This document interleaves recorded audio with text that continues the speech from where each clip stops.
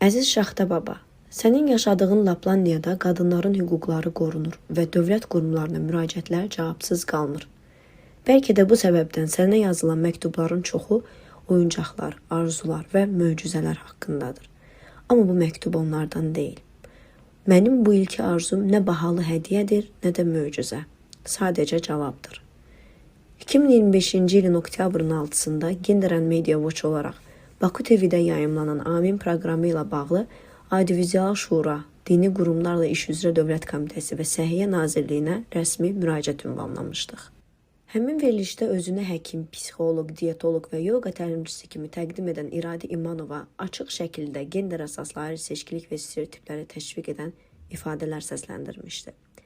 Biz müraciətimizi aidiyyatı qurumlara etdikdən sonra Audiovizual Şura 8 oktyabr tarixində verilişdə gender əsaslı ayrı seçkili ifadələrinin səsləndirilməsinə görə Baku TV-yə xəbərdarlıq etdi.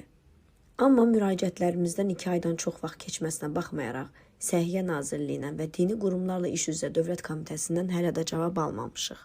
Halbuki, vətəndaşlıq vəziyyəti aktlarının dövlət qeydiyyatı üzrə kargüzarlığın aparılması qaydası haqqında təlimata görə vətəndaş müraciətlərinə 15 iş günü, maksimum 30 iş günü ərzində cavab verilməlidir. Bu 2 ay ərzində isə Azərbaycanda onlarla qadın fiziki və psixoloji zorakılığa məruz qaldı, qətlə yetirildi. Şaxta baba, səndən istəyim budur. Bu yeni ildə bizə Dini Qurumlarla İş üzrə Dövlət Komitəsi və Səhiyyə Nazirliyindən cavab məktubu gətir.